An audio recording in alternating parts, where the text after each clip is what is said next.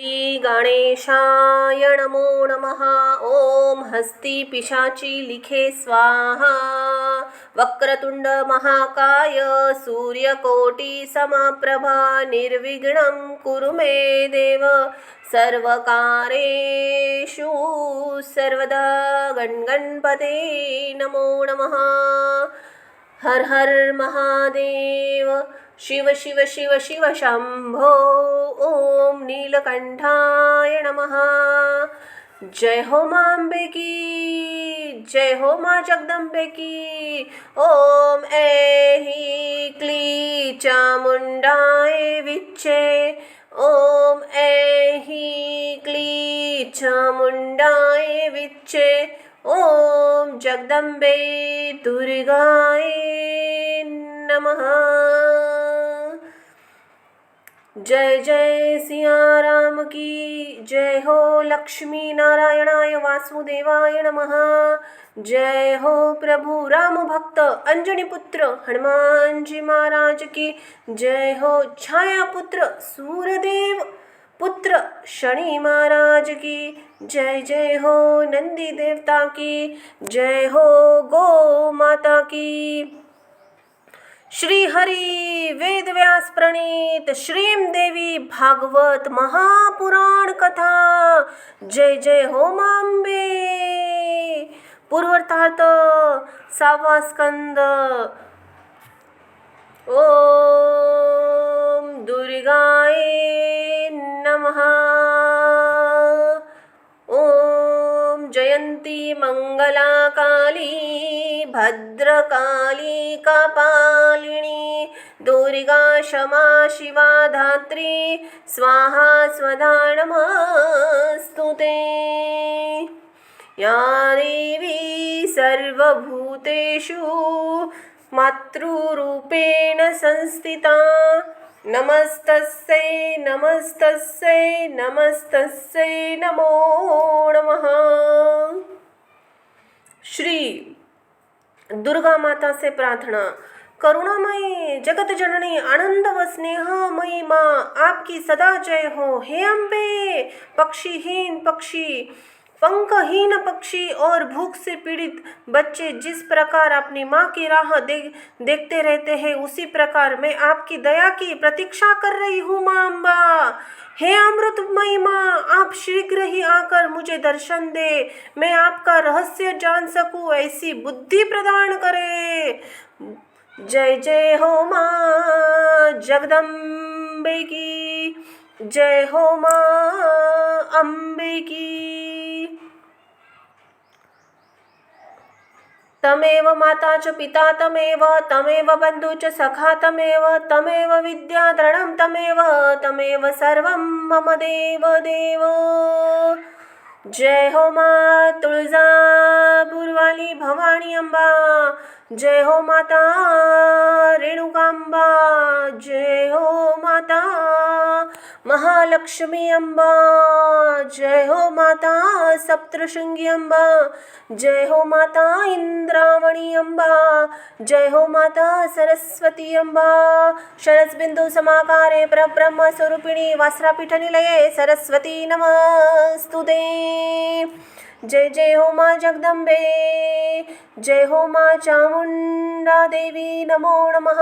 जय हो माता वराही देवी। जय हो माँ शमशान निवासिनी। जय हो माता बटुक भैरवी काल भैरवी त्रिपुर सुंदरी माता अम्बे की जय हो।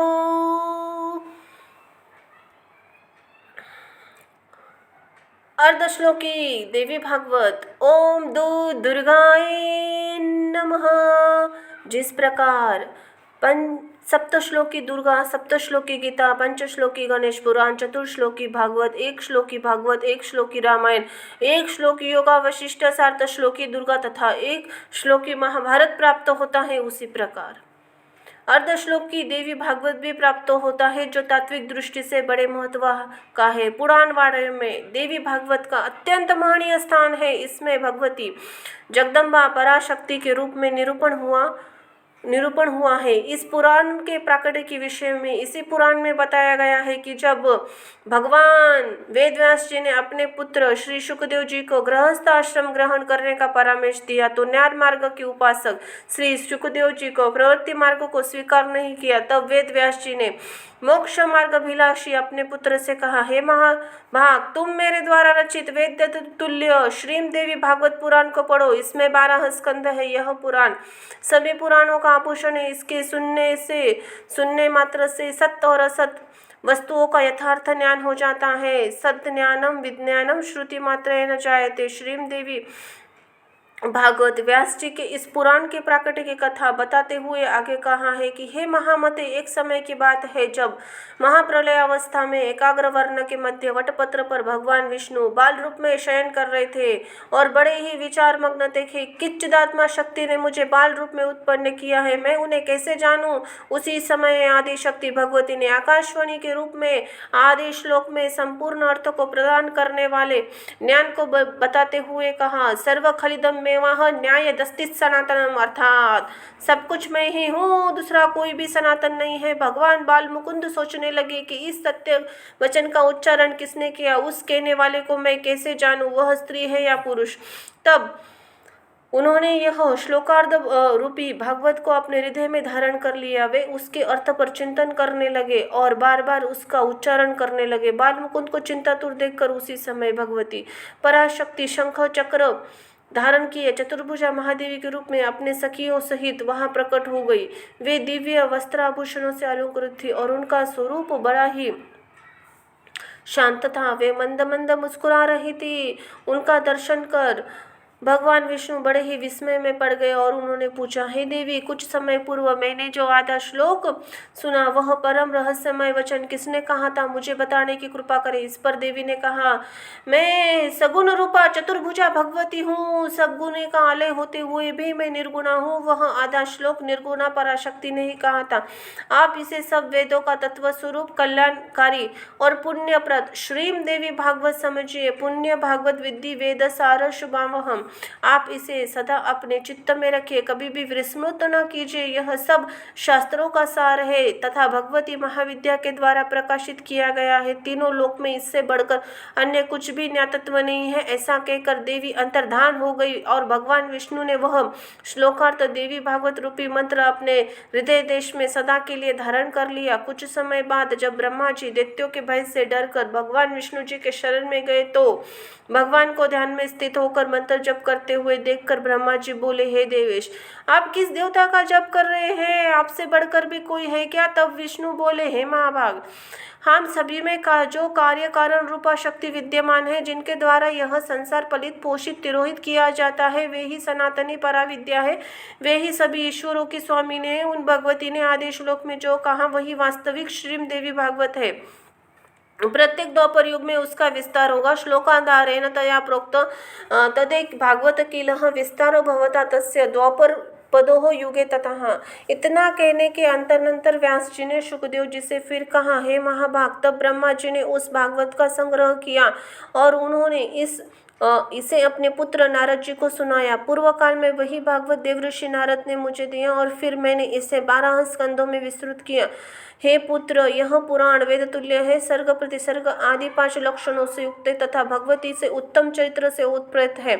यह तत्वज्ञान के रस से परिपूर्ण वेदार्थ उपग्रहण करने वाला, ब्रह्म विद्या का निदान एवं भवसागर से पार कराने वाला है। यह पुराण अत्यंत पुण्यप्रद है। तुम इसके 18,000 श्लोकों का हृदय संगम कर लो। यह पुराण पाठ तथा श्रवण करने वाले के अज्ञान का नाश करने वाला, दिव्य ज्ञानरूपी सूर्य का बोध कराने वाला, सुखप्रद, शांतिदायक, धन्य, दीर्घ आयु प्रदान करने वाला, कल्याणकारी तथा पुत्र पौत्र की वृद्धि करने वाला है। ग्रहण तत्व महाभाग योगी सी मणिवंतर पुण्य भागवत नाम पुराण पुरुषभ्य 18 सहस्राणाम श्लोकाणाम कुरु संग्रमम अज्ञानम नाशम दिव्य ज्ञान भास्करम बोधकम सुखत शांतित धन्य दीर्घायुष्यकर शिवम श्रणता पठता चेंद पुत्र पौत्र वर्धिनम। इसी प्रकार वेद व्यास जी के द्वारा प्रेरित किए जाने पर व्यास जी के शिष्य सुत जी ने तथा श्री शुकदेव जी ने श्लोकार्ध विस्तृत हुए श्रीम देवी भागवत पुराण का अध्ययन किया। भगवती की कृपा से भगवान बाल मुकुंद को जो आदेश श्लोक में देवी भागवत प्राप्त हुआ उसे ब्रह्मा जी ने ग्रहण किया और फिर उसको व्यास जी ने 12 स्कंदों में विस्तृत किया। वही देवी भागवत हम सभी को प्राप्त हुआ है। यह भगवती आदि शक्ति तथा भगवान वेद व्यास जी का जीवों पर महान अनुग्रह है। बोलो माता जगदम्बे की जय हो। माँ तुलजा भवानी जय हो। माता रेणुका जय हो। माँ लक्ष्मी अम्बा जय हो। माता सप्तशृंगी अम्बा जय हो। माता इंद्रावणी अम्बा जय हो। माता सरस्वती जय जय अम्बे। भवानी अष्टकम। हे भवानी पिता माता भाई दाता पुत्र पुत्री भृतु स्वामी स्त्री विद्या और वृत्ति इनमें से कोई भी मेरा नहीं है। हे अम्बा हे देवी एकमात्र तुम ही मेरी गति हो, तुम ही मेरी गति हो। मैं अपार भवसागर में पड़ा हूँ, महान दुखों से भयभीत हूँ, कामी लोभी मतवाला तथा संसार के घृणित बंधनों से बंधा हूँ। हे भवानी हे अम्बा एकमात्र तुम ही मेरी गति हो, तुम ही मेरी गति हो। हे भवानी मैं न तो दान देना जानता हूँ न तो ध्यान मार्ग का मुझे पता है, तंत्र और स्रोत मंत्र का भी मुझे ज्ञान नहीं है। पूजा तथा न्यास आदि की क्रियाओं से तो मैं एकदम कोरा हूँ। अब एकमात्र तुम ही मेरी गति हो, तुम ही मेरी गति हो। न मैं पुण्य जानता हूँ न तीर्थ, न मुक्ति का पता है न लय का। हे माते भक्ति और व्रत भी मुझे ज्ञात नहीं है। हे भवानी अब केवल तुम ही मेरी गति हो, तुम ही मेरी गति हो। मैं कुकर्मी बुरी संगति में रहने वाला दुर्बुद्धि दुष्टदास कुलोचित सदाचार्य सेहीन दुराचार पारायण कुलसित दृष्टि रखने वाला सदा दुर्वचन बोलने वाला हूँ। हे भवानी अब मुझ अधम की एकमात्र तुम ही मेरी गति हो, तुम ही मेरी गति हो। मैं ब्रह्मा विष्णु शिव और इंद्र सूर्य चंद्रमा तथा अन्य किसी भी देवताओं को नहीं जानता। हे शरण देने वाली भवानी एकमात्र तुम ही मेरी गति हो, तुम ही मेरी गति हो। हे शरण्य तुम विवाद विषाद प्रमाद प्रदेश जल अनल पर्वत वन तथा शत्रुओं के मध्य में सदा मेरी रक्षा करो। हे भवानी एकमात्र तुम ही मेरी गति हो, तुम ही मेरी गति हो। हे भवानी मैं सदा से ही अनाथ दरिद्र जरा जीर्ण रोगी अत्यंत दुर्बल दीन गूंगा विपत्तिग्रस्त और नष्ट प्राय हूँ। अब एकमात्र तुम ही मेरी गति हो, तुम ही मेरी गति हो। इति श्री शंकराचार्य कृत भवानी अष्टकम यहाँ संपन्न हुआ। बोलो भगवती माता की जय हो। माँ अम्बे की जय हो। माँ जगदम्बे की। दुर्गा चालीसा। जय हो माँ दुर्गाए नमः। नमो नमो दुर्गे सुखकरणी, नमो नमो दुर्गे दुखहरणी। निरंकार है ज्योति तुम्हारी, तिहु लोक फैली उजियारी। शिशि ललाट मुखो महाविशाला, नेत्र लाल भ्रुकुटी विकराला। रूप मातु को अधिक सुहाए, दशरथ करत जन अति सुख पावे। तुम संसार शक्ति के लीन, पालन हेतु अन्न धन दीना। अन्नपूर्णा हुई जगपाला, तुम आदि सुंदरी बाला, तुम ही आदि सुंदरी बाल। प्रलय काल सब नाशनहारी, तुम गौरी शिव शंकर को प्यारी। शिव योगी तुम्हारे गुण गावे, ब्रह्मा विष्णु तुम्हें नित ध्यान वे। रूप सुन सरस्वती को तुम धरा, देसु बुद्धि ऋषि मुनि नुबारा। धरियो रूप नरसिंहा को अम्बा, प्रकट भई फाड़ कर खंबा। रक्षा करी प्रहलाद बचायो, हिरण्य कक्ष को स्वर्ग पठायो। रूप पठायो लक्ष्मी रूप धरो जग माही। श्री नारायण अंग समाही, शिर सिंधु में करत विलास। दया सिंधु दीजे मन आसा, हिंगलाज में तुम ही भवानी। महिमा अमित न जात बखानी, मातंगी अरु धुमावती माता। भुवनेश्वरी बंगला सुखदाता, श्री भैरव तारा जगतारिणी। छिन्न भाल भव दुख निवारिणी, के हरि वाहन सो भवानी। लांगुर वीर चलता गवाणी, कर में खप्पर खड़क विचारे। जाको देख काल डर भाजे, सोहे अस्त्र और त्रिशूला। जाते उठत शत्रु हुई शूला, नरकोट में तुम्ही विराजत। तिहु लोक में डंका बाजत, शुंभ निशुंभ दानव तुम मारे। रक्त बीज शंकन सवारे, महिषासुर नृप अति अभिमानी। जी ही अग भाल मारमही अकुलानी रूप कराल कालिका धारा सेन सहित तुम सही तीही सहारा परी गाढ़ संतन पर जब जब भई सहाय मातु तुम तब तब अमरपुरी आरु बासव लोका तब महिमा सब रहे अशोका ज्वाला में है ज्योति तुम्हारी तुम्हें सदा पूजे नर नारी प्रेम भक्ति से जो यश गावे दुख दरिद्र निकट नहीं आवे ध्यान में तुम्हें जो नर मन लाई जन्म मरण ताको छुट जाई योगी सुर मुनि कहत पुकारी योग न हो बिन शक्ति तुम्हारी शंकर अचरज तप किन हो काम अरु क्रोध जाति सब लीन हो कि निशीदन ध्यान कश धरो शंकर को काहू काल नहीं सुमिरो तुमको शक्ति रूप का मरम न पायो शक्ति गई तब मन पछतायो शरणागत हुई कीर्ति बखानी जय जय जय जगदम्ब भवानी भई प्रसन्न आदि जगदम्बा दई शक्ति नहीं किन विलंबा माँ को मातु कष्ट अति घेरो तुम बिन कौन हरे दुख मेरो आशा तृष्टा निपट सतावे रूपु मूर्ख मोहि डर पावे शत्रुनाश किजे महारानी सुमिरो इकचित तुम्हें भवानी करो कृपा है मातु दयाला रिद्धि सिद्धि दे करहु निहाला जग लगी जीव दया फल पाऊ तुम्हारे यश में सदा सुनाऊ दुर्गा चालीसा जो कोई गावे सब सुख भोग परम पद पावे देवी दास शरण निज जानी करहु कृपा जगदम्ब भवानी इति श्री दुर्गा चालीसा संपन्न। बोलो जय जय हो माँ जगदम्बे की जय हो माँ अम्बे की।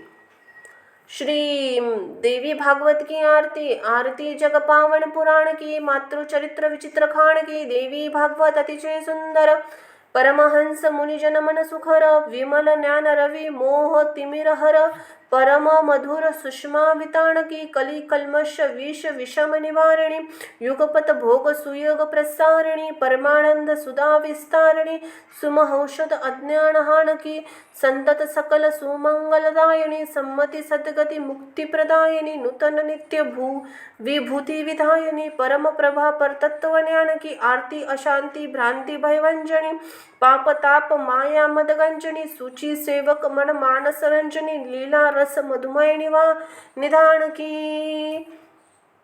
जय जय हो माँ जगदम्ब भवानी जय हो माँ अम्बे जय जय हो जगदम्बा जय हो माँ दुर्गाय नमः।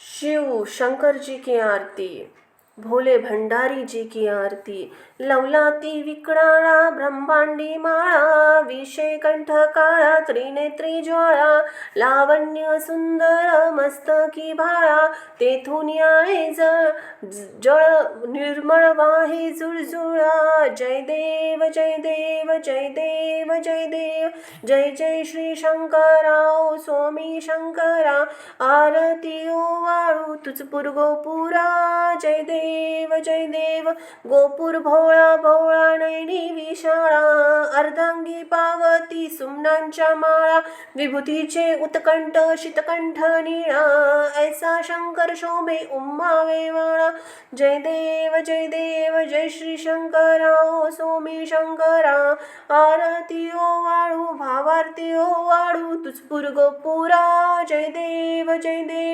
देवी दैत्य सागर मंथन पै केले त्या माझे अवचित हलहल उठवले तेता असुरपणे प्राशाळ केले नीलकंठ नाम प्रसिद्ध झाले जय देव जय श्री शंकरा ओ स्वामी शंकरा आरती ओ वाळू भावारती ओ वाळू तुझपुर गोपुरा जय देव व्याघ्र दर्फंदर सुंदर मजनारी पंचाण मनमोहन मुनिजन सुखकारी शतकोटीचे वीच वाचे उच्चारी रघुटिळक रामदासांतरी जय देव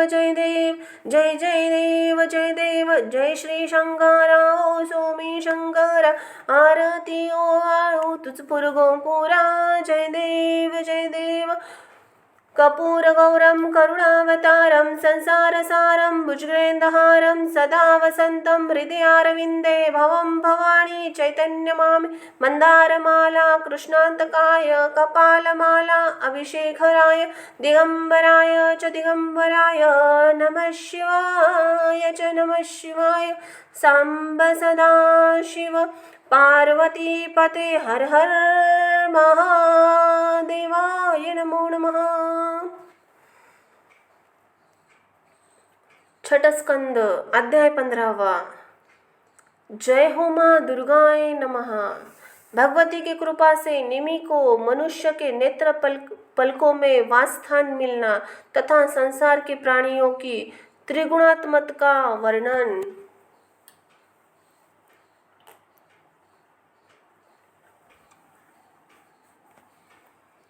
ओम दुर्गाए नमः। जय हो माँ तुलजा भवानी, जय हो माता रेणुकांबा, जय हो माँ लक्ष्मी अम्बा, जय हो माँ सप्तशृंगी अम्बा, जय हो माता इंद्रावणी अम्बा, जय हो माँ सरस्वती। जन्मेजय बोले, आपने वशिष्ठ की शरीर और प्राप्ति का वर्णन किया। निमि ने पुनः किस प्रकार देह प्राप्त की यह मुझसे कहिए। व्यास जी बोले, हे राजन, वशिष्ठ जी ने जिस प्रकार पुनः शरीर प्राप्त किया उसी प्रकार निमि को शाप के बाद पुनः देह नहीं मिली। जब वशिष्ठ जी ने शाप दिया तो राजा के द्वारा यज्ञ में वर्ण किए गए ब्राह्मण और ऋग्वेद विचार करने लगे, आहो, यज्ञ में दीक्षित ये धर्मनिष्ठ राजा शाप से दग्ध हो गए और यज्ञ भी अपूर्ण ही रह गया। ऐसे में हम सबको क्या करना चाहिए? अब हम क्या करें? यह विपरीत कार्य हो गया। भवितव्य के अवश्य होने के कारण इसका निवारण करने में हम असमर्थ हैं। तब उन महात्मा राजा की देह को ऋग्वेद ने अनेक प्रकार से मंत्रों से सुरक्षित रखा। उनकी श्वास मंद गति से चल रही थी। मंत्र शक्ति से उनकी निर्विकार आत्मा को देह में प्रतिष्ठित करके ऋग्वेद ने अनेक प्रकार के गंध माल्य आदि सुपूजित कर रखा था। यज्ञ के संपूर्ण होने पर वहां सभी देवगण आए। हे राजन, ऋग्वेद ने उन सब की स्तुति की जिसमें वे बहुत प्रसन्न हुए। मुनियों के द्वारा राजा के विषय में समस्त बातों के जान लेने पर स्रोतों से संतुष्ट देवताओं ने दुखी मन वाले राजा से कहा, हे राजन, हे सुव्रत, हम प्रसन्न है, वर मांगिए। हे राजश्री, इस यज्ञ के कारण आपको श्रेष्ठ जन्म प्राप्त हो सकता है। देव शरीर, मनुष्य शरीर अथवा आपके मन में जो इच्छा हो उसे आप प्राप्त कर सकते हैं। जैसे कि आपके पुरोहित वशिष्ठ गर्वयुक्त होकर मृत्युलोक में सुखपूर्वक रह रहे हैं। उनके ऐसा कहने पर निमि की आत्मा ने परम संतुष्ट होकर उनसे कहा, हे श्रेष्ठ देवगण, सर्वथा विनिष्ट होने वाली इस देह में रहने की मेरी इच्छा नहीं है। संपूर्ण प्राणियों की दृष्टि में मेरा निवास हो, जिसमें मैं वायु रूप होकर समस्त प्राणियों के नेत्रों में विचरण करूं। उनसे ऐसा कहे जाने पर देवताओं ने निमि की आत्मा से कहा, हे महाराज, आप कल्याणकारी तथा सबकी ईश्वरी भगवती की आराधना करें। आपके इस यज्ञ से प्रसन्न होकर वे आपका अभिष्ट अवश्य पूर्ण करेगी। देवताओं के ऐसा कहने पर उन्होंने अनेक प्रकार के दिव्य स्त्रोतों द्वारा भक्ति पूर्वक गदगद वाणी में देवी की प्रार्थना की। तब प्रसन्न होकर देवी ने उन्हें साक्षात दर्शन दिया। उनके करोड़ों सूर्यों के प्रभा के समान तथा लावण्य से दीप्तिमान रूप को देखकर सभी कृतकृत्य हो गए और उनके मन में परम प्रसन्नता हुई। हे राजन, देवी के प्रसन्न हो जाने पर राजा ने वर मांगा, मुझे वह विमल ज्ञान दीजिए जिससे मोक्ष प्राप्त हो जाए तथा समस्त प्राणियों के नेत्रों में मेरा निवास हो जाए। तब प्रसन्न हुई देवेश्वरी जगदम्बा ने कहा, तुम्हें विमल ज्ञान प्राप्त होगा, परंतु अभी तुम्हारा प्रारब्ध शेष है। समस्त प्राणियों के नेत्रों में तुम्हारा निवास भी होगा। तुम्हारे कारण ही प्राणियों के नेत्र में पलक गिरने की शक्ति होगी। तुम्हारे निवास के कारण ही मनुष्य, पशु, पक्षी तथा निमिष पलक गिराने वाले तथा देवता अनिमिष पलक न गिराने वाले होंगे। इसी प्रकार उन राजाओं को वर देकर और सब मुनियों के बुलाकर वे श्री वरदायिनी भगवती वही अंतर्धान हो गई। देवी के अंतर्धान हो जाने पर वहां उपस्थित मुनिगण विधिवत विचार करके निमि के शरीर को ले आए और पुत्र प्राप्ति के लिए उस पे अरणि काष्ठ रखकर वे महात्मा मंत्र पढ़कर मंत्र होम के द्वारा निमि के देह का मंथन करने लगे। तब अरणि के मंथन से एक पुत्र उत्पन्न हुआ जो समस्त लक्षणों से संपन्न साक्षात दूसरे निमि की भांति था। अरणि के मंथन से इसका जन्म हुआ था। अंत ही यह मिथि ऐसा कहा गया। जनक से जन्म होने के कारण जनक यह नाम वाला हुआ। राजा निमि विधेय हुए, अंत ही उनके कुल में उत्पन्न सभी राजा विधेय ऐसा कहे गए। उसी प्रकार निमि के पुत्र राजा जनक प्रसिद्ध हुए। उन्होंने गंगा के तट पर एक सुंदर नगरी का निर्माण किया जो मिथिला नाम से विख्यात है। यह गोपुरा, अट्टालिकाओं तथा धन धान्य से संपन्न और बाजारों से सुशोभित है। इस वंश में जो अन्य राजा हुए वे सभी जनक कहे गए। वे सभी विख्यात ज्ञानी और विदेह कहे जाते हैं। हे राजन, इसी प्रकार निमि की उत्तम कथा का मैंने आपसे वर्णन किया। शाप के कारण उनके विधेय होने के भी मैंने विस्तार से कह दिया। राजा बोले, हे भगवान, आपने निमि के शाप का कारण बताया। इसे सुनकर मेरा मन संशयग्रस्त और अत्यंत चंचल हो गया। वशिष्ठ जी श्रेष्ठ ब्राह्मण थे, राजा के पुरोहित थे और कमल योनि के ब्रह्मा जी के पुत्र थे। तब राजा निमि ने उन मुनि को कैसे शाप दिया? निमि ने उन्हें गुरु और ब्राह्मण जानकर क्षमा क्यों नहीं किया? यज्ञ जैसा शुभ कार्य रहने करने पर भी उन्हें क्रोध कैसे आ गया? धर्म रहस्य जान करके इवाक्षु कुवंश में उत्पन्न राजा ने क्रोध के वशीभूत होकर अपने ब्राह्मण गुरु को शाप क्यों दिया? व्यास जी बोले, हे राजन, अजिंद्रिय प्राणियों के लिए क्षमा अत्यंत दुर्बल है। विशेष रूप से सामर्थ्यशाली व्यक्ति का क्षमाशील होना इस संसार में दुर्लभ है। मुनियों को चाहिए कि वह सभी आसक्तियों का परित्याग करने वाला तपस्वी, निद्रा तथा भूख पर विजय प्राप्त करने वाला, योग अभ्यास में समग्र रूप से निष्ठा रखने वाला हो। काम, क्रोध, लोभ तथा चौथा अहंकार ये शत्रु शरीर में सदा विद्यमान रहते हैं जो सदा दुर्विजय होते हैं। संसार में न पहले कोई व्यक्ति हुआ है, न इस समय है और न तो आगे होगा जो इन शत्रुओं को जीत सके। न स्वर्ग में, न पृथ्वी में, न ब्रह्मलोक में, न विष्णु लोक में और न तो कैलाश में भी ऐसा कोई व्यक्ति है जो इन शत्रुओं को जीत सके। जो मुनिगण ब्रह्मा जी के सभी पुत्र तथा अन्य श्रेष्ठ तपस्वी लोग हैं वे सभी गुणों से बंधे रहते हैं, तो मृत्यु लोक में मनुष्य की बात ही क्या। कपि मुनि संख्या शास्त्र के ज्ञाता, योगा अभ्यास पारायण और शुद्ध चित्ते वाले थे, किंतु उन्होंने भी देववश सगर पुत्रों को भस्म कर दिया। अंत हे राजन, कार्य कारण स्वरूप अहंकार से ही यह त्रिलोक उत्पन्न हुआ है, तो फिर मनुष्य उससे वियुक्त कैसे रह सकता है? ब्रह्मा, विष्णु और शिव भी त्रिगुणों से बंधे हुए हैं। उन्होंने भी शरीर के गुणों में पृथक पृथक भाव उत्पन्न होते हैं। जब एकमात्र सत्व प्रधान देवताओं की भी यह स्थिति है, तो फिर मनुष्य की बात ही क्या। हे राजन, गुणों का संकर मेल सर्वत्र विद्यमान है। कभी सत्व गुणों की वृद्धि होती है, कभी रजोगुणों की वृद्धि होती है, कभी तमोगुणों की वृद्धि हो जाती है और कभी कभी तीनों गुण बराबर हो जाते हैं। वे परमात्मा निर्गुण, निर्लेप, परम अविनाशी, सभी प्राणियों में अभक्ष्य, अप्रमेय और सनातन है। उसी प्रकार परमा शक्ति भी निर्गुण और ब्रह्म में स्थित अल्पबुद्धि प्राणियों के द्वारा दुर्जय समस्त प्राणियों का आश्रय है। परमात्मा और पराशक्ति उन दोनों में सदा से एक है।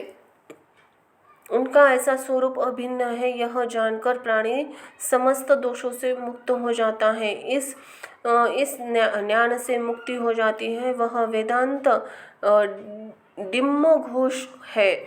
जो यह जान लेता है वह इस त्रिगुणात्मक संसार से मुक्त हो जाता है।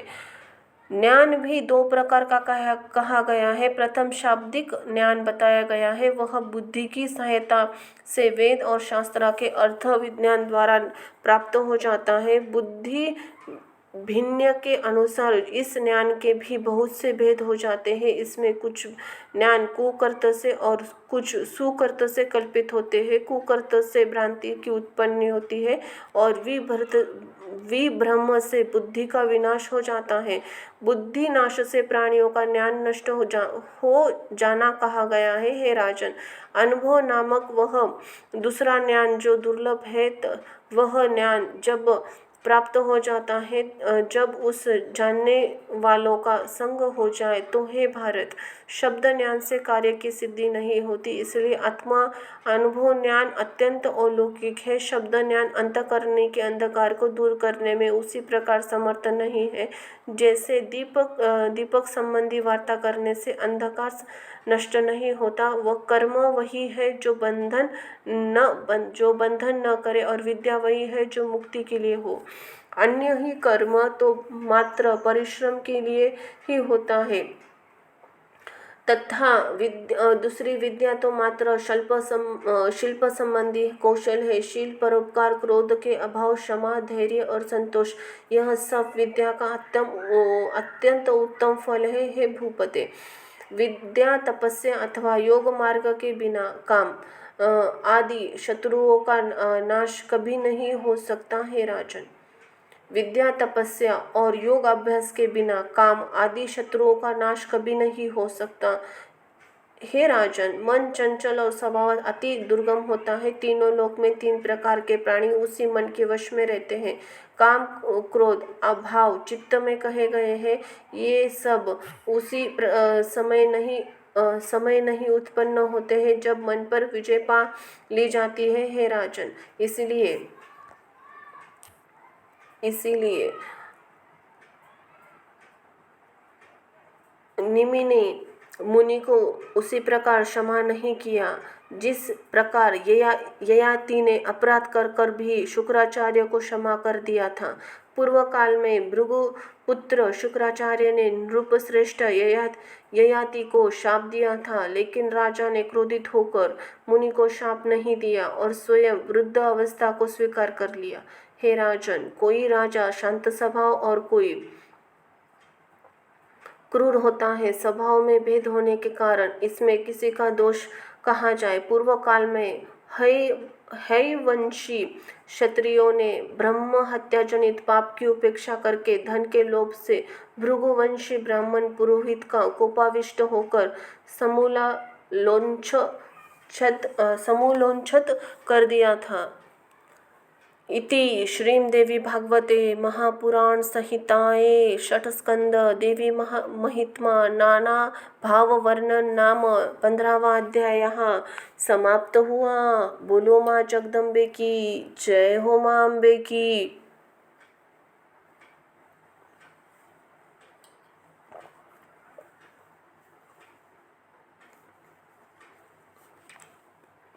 अतः 16वां अध्याय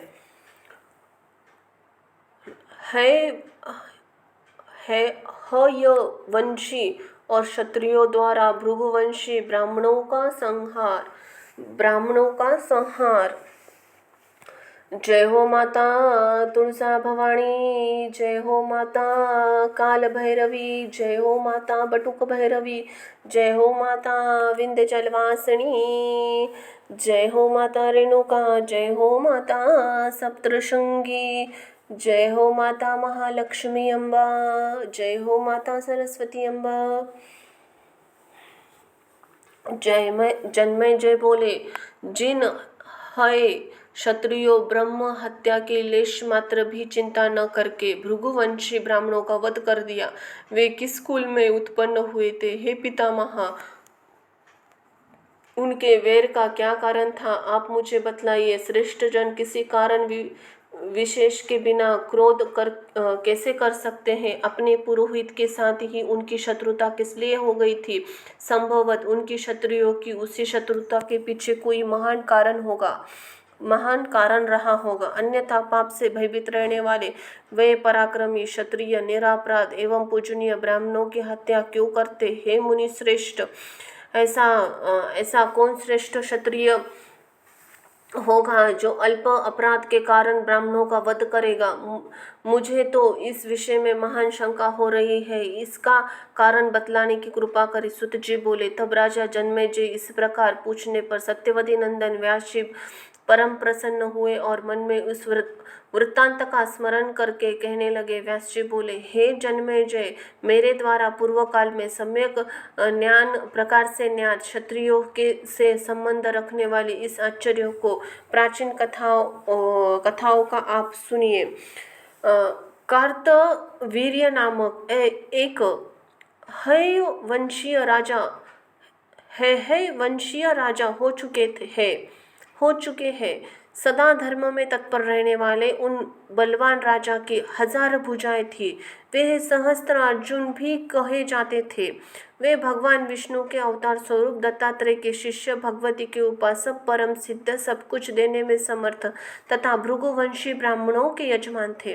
वे यज्ञ करने वाले, धर्मनिष्ठ, सदा दान देने में रुचि रखने वाले थे। उन्होंने अनेक यज्ञ करके अपनी विपुल संपत्ति भृगुवंशी ब्राह्मण को दान कर दी थी। राजा के द्वारा दिए गए दान से वे भृगुवंशी ब्राह्मण बड़े ही धनी हो गए। घोड़े तथा रत्न आदि संपदा से युक्त जानने के कारण जगत में वे अतीव प्रसिद्ध हो गए। हे राजन, नृपश्रेष्ठ कार्तवीर्यार्जुना के दीर्घ काल तक राज्य करने के पश्चात उनको स्वर्ग चले जाने पर हयवंशी क्षत्रिय धनहीन हो गए। हे राजन, किसी समय हय क्षत्रियों को कार्य विशेष के लिए धन की आवश्यकता पड़ गई। तब वे धन मांगने की इच्छा से भृगुवंशी ब्राह्मण के पास गए। उन क्षत्रिय ने अत्यधिक विनम्रता पूर्वक उन ब्राह्मणों से धन की याचना की, किंतु लोभ के वशीभूत उन ब्राह्मणों ने कुछ भी नहीं दिया। वे बार बार कहते रहे कि मेरे पास नहीं है, मेरे पास नहीं है। हयवंशी क्षत्रियों ने भयभीत होकर कुछ भृगुवंशी ब्राह्मणों ने अपनी प्रचुर संपत्ति जमीन में गाड़ दी और कुछ अन्य ब्राह्मण को दे दी। भयाक्रांत तथा लोभ के वशीभूत वे सभी भृगुवंशी ब्राह्मण अपना अपना धन स्थानांतरित करके अपने आश्रम छोड़कर अन्यत्र चले गए।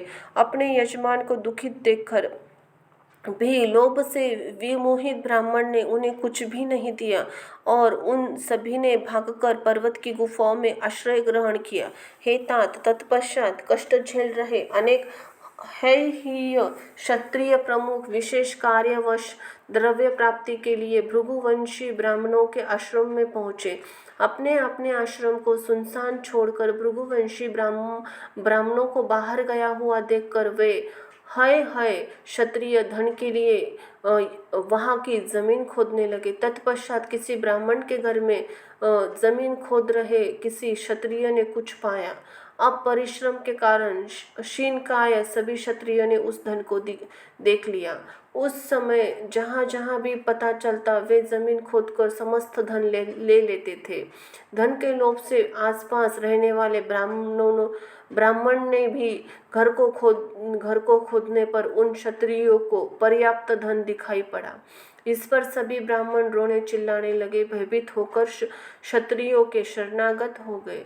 बार बार खोजते रहने पर उन ब्राह्मणों के घर से प्राय सभी धन निकल चुका था। फिर वे क्षत्रिय उन शरणागत ब्राह्मणों पर कोप करके बाणों से प्रहार करते रहे।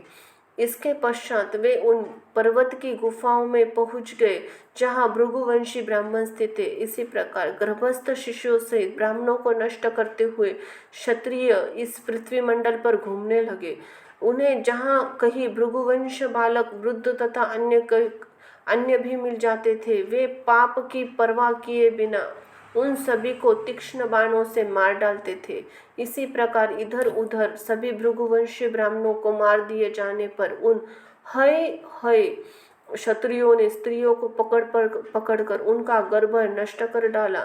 पापकृत्य तुल्य हुए क्षत्रिय द्वारा जिन स्त्रियों के गर्भ नष्ट कर दिए जाते थे, वे बिचारी अत्यंत दुखित होकर कुरकुरारी पक्षी की भांति विलाप करने लगती थी।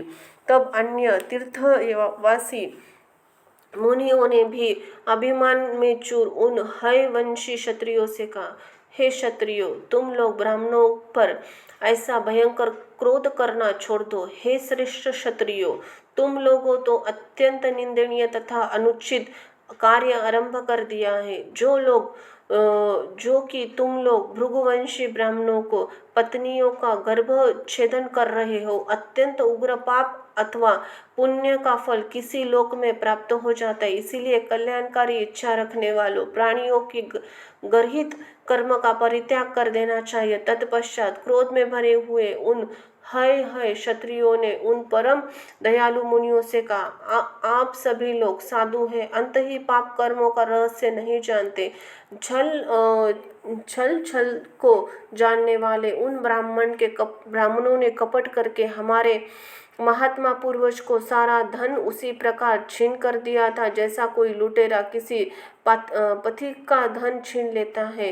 ये सभी ठग, दंभी और बकवृत्ति वाले पाखंडी है।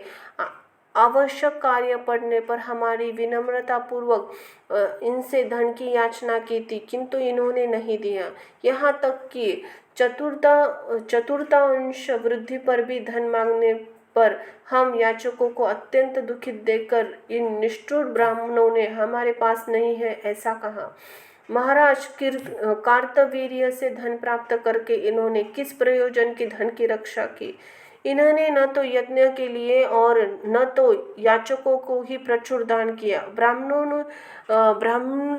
ब्राह्मण को कभी भी धन का संग्रह नहीं करना चाहिए।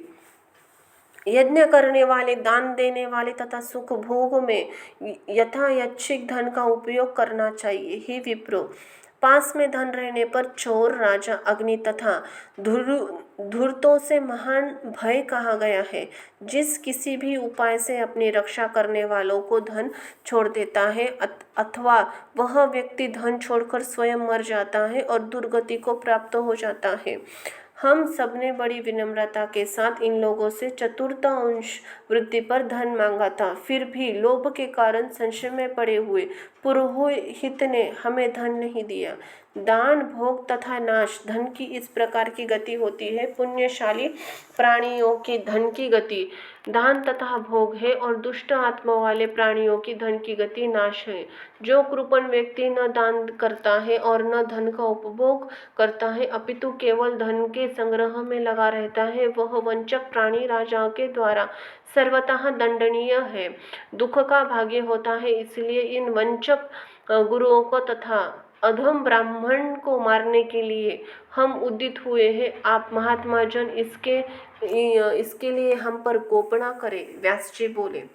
इसी प्रकार सह हेतुक वचन कहकर उन मुनियों के पूर्ण आश्वस्त करने के बाद वे पुनः भृगुकुल की स्त्रियों को खोजते हुए भ्रमण करने लगे। भार्या तथा अत्यंत क्रूप शरीर वाली भृगुवंशीय पत्नियां हिमावन पर्वत पर रोती हुई तथा कांपती हुई पहुंची तथा इसी प्रकार धनुलोपन तथा पाप कर्मों से अभिभूत हययों ने उन ब्राह्मण को बहुत पीड़ित किया तथा उनका संहार किया। लोभ मनुष्य के देह में रहने वाला सबसे बड़ा शत्रु है।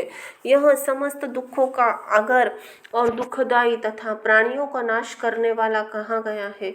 यह लोभ संपूर्ण पापों की जड़ तथा सभी दुखों का कारण है। लोभ से युक्त प्राणी सदा तीनों वर्णों के लोगों से विरुद्ध रखने वाला होता है। लोभ के वशीभूत प्राणी अपने सदाचार तथा कुल धर्म का भी परित्याग कर देते हैं। वे अपने माता पिता, भाई, बांधव, गुरु, पत्नी, मित्र, पुत्र तथा बहन तक का भी वध कर देते हैं। इसी प्रकार लोभ के वशीभूत मनुष्य पाप से विमोहित होकर कौन सा दुष्कर्म नहीं कर डालता। क्रोध, काम तथा अहंकार से भी बढ़कर लोभ महान शत्रु है। लोभ में पड़कर मनुष्य अपने प्राण तक गंवा देता है। फिर इसके विषय में और क्या कहा जाए। हे महाराज, आपके पूर्वज धर्मज्ञ तथा सत्य पथ पर चलने वाले थे, किंतु तो वे पांडव तथा कौरव लोभ के कारण ही मारे गए। जहाँ भीष्म पितामह, द्रोणाचार्य, कृपाचार्य, कर्ण, बहिक, भीमसेन, धर्मपुत्र, युधिष्ठिर, अर्जुन तथा श्री कृष्ण थे, फिर भी लोभ के वशीभूत उन्होंने आपस में भीषण युद्ध किया और अपने कुटुंब का महाविनाश कर मार डाला। उस युद्ध में द्रोण, भीष्म, पांडवों के पुत्र, भाई, पिता, पुत्र सभी मारे गए। अंतही एवं लोभ पारायण मनुष्य क्या नहीं कर डालता। लोभ के कारण ही पाप बुद्धि हयवंशी क्षत्रियों ने भृगुकुल के समस्त ब्राह्मण को मार डाला था। इति श्रीमद्देवी भागवते महापुराण संहिताये षट्स्कंध हरेण सह भृगुणा वध वर्णन नाम 16वां अध्याय समाप्त हुआ। बोलो माँ जगदम्बे की जय हो, माँ अम्बे की।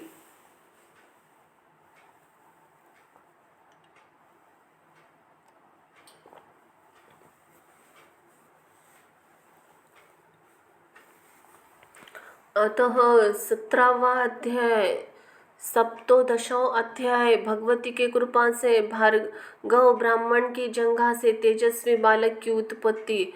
हयवंशी क्षत्रियों को उत्पत्ति की कथा। ओम दुर्गाए नमः। जय हो माता तुलजा भवानी अम्बा। जय हो माता सप्तशृंगी अम्बा। जय हो माता महालक्ष्मी अम्बा। जय हो माता रेणुका अम्बा। जय हो माता सरस्वती अम्बा।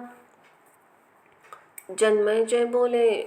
भृगुवंश की स्त्रियों का पुनः दुख रूप से समुद्र से कैसे उद्धार हुआ, उन ब्राह्मणों की वंश परंपरा किस प्रकार स्थित रही, लोभ के वशीभूत तथा पापाचारी हय क्षत्रियों ने उन ब्राह्मण की मारने के पश्चात कौन सा कार्य किया, उसे आप बताइए। हे ब्राह्मण, आपके द्वारा कथित इस पवित्र लोक में के लिए सुखदायक तथा परलोक में फल देने वाली कृतामृत का पान करते हुए मुझे तृप्ति नहीं हो रही है। व्यास जी बोले, हे राजन सुनिए। वे स्त्रियां उस भयावह दुख से जिस प्रकार मुक्त हुई, अब मैं उन्हें पापनाशिनी कथा का वर्णन करूंगा। हे राजन, जब क्षत्रिय हय भृगुकुल की नारियों का बहुत पीड़ित करने लगे, तब वे भयभीत तथा निराश होकर हिमालय पर्वत पर चली गई। उन्होंने वहां नदी के तट पर गौरी की मुरुणमयी प्रतिमा स्थापित करके निहारते हुए उपासना में लीन होकर अपने मरने के प्रति पूरा निश्चय कर लिया। एक समय स्वप्न में भगवती जगदम्बा ने उन उत्तम स्त्रियों के पास पहुंचकर कहा, तुम लोगों में से किसी की जांग से एक पुरुष उत्पन्न होगा। मेरा अंशभूत वही शक्तिमान तुम लोगों का कार्य सिद्ध करेगा। ऐसा कहकर परलंबा भगवती अंतर्धान हो गई। जागने पर वे सभी स्त्रियां प्रसन्न हुई। उनमें से किसी चतुर कामिनी स्त्री ने, जो भय से त्रस्त थी, वंश वृद्धि हेतु अपनी जांग में से एक गर्भ धारण किया। जब उन हय क्षत्रिय ने व्याकुल तथा तेज युक्त उस स्त्री को भागते हुए देखा, तब वे उसके पीछे दौड़ पड़े। यह गर्भ धारण करके वेग पूर्वक भागी जा रही है, उसे पकड़ लो और मार डालो। इसी प्रकार कहते हुए हाथ में तलवार लेकर उस स्त्री के पास पहुंच गए। भय से घबराई हुई वह स्त्री अपने समीप आए हुए उन क्षत्रियों को देखकर रोने लगी। पुनः गर्भ रक्षा के लिए भय से व्याकुल होकर जोर जोर से विलाप करने लगी। तब दयनीय दशावली प्राणहीन सी प्रतीत हो रही, आश्रयहीन क्षत्रियों से पीड़ित होने के कारण क्रदन करती हुई, सिंह के द्वारा पकड़ी गई गर्भवती हरिण के समान प्रतीत होने वाली, आसुर भरे नेत्रों वाली तथा थर थर कांपती हुई माता का रुदन सुनकर वह सुंदर गर्भस्थ बालक कुपित होकर अपने तेज से क्षत्रियों के नेत्र ज्योति का हरण करता हुआ जांघा के भेदन करके दूसरे सूर्य की भांति भांति शीघ्र ही बाहर निकल आया। उस बालक की ओर देखते हुए वे सभी दृष्टिहीन हो गए। तत्पश्चात वे क्षत्रिय जलमा अंध की भांति पर्वत की गुफाओं में इधर उधर भटकने लगे। सभी क्षत्रिय मन में विचार करने लगे कि इस समय यह क्या हो गया कि हम सभी लोग बालक को देखने मात्र से चक्षुहीन हो गए। ऐसा प्रतीत होता है कि इसी ब्राह्मणी का यह प्रवाह है, क्योंकि सतीव्रत एक महान बल है। अमोघ संकल्प वाली दुखित स्त्रियों में क्षण भर में न जाने क्या कर डालेगी। ऐसा मन में सोचकर नेत्रहीन, निराश्रय तथा चेतना रहित हयवंशी क्षत्रिय उस ब्राह्मणी के शरण में गए और उन्होंने भय से त्रस्त उस स्त्री को दोनों हाथ जोड़कर प्रणाम किया। वे श्रेष्ठ क्षत्रिय नेत्र ज्योति के लिए इस भयाकुल ब्राह्मणी से कहने लगे, हे सुभागे, हे माता, हम सब आपके सेवक हैं। हे सुभागे, हे माता, हम सब आपके सेवक हैं। अब आप हमारे ऊपर प्रसन्न हो जाइए। हे रोमभारू, पाप बुद्धि वाले क्षत्रिय ने अपराध किया है। हे तवंगी, इसलिए आपको देखते ही हम सब चक्षु विहीन हो गए। हे भामिनी, जिससे अंधे व्यक्ति की भांति हम आपका मुख दर्शन कर पाने में समर्थ नहीं है। आपका तप तथा पराक्रम अद्भुत है। हम पाप पारायण कर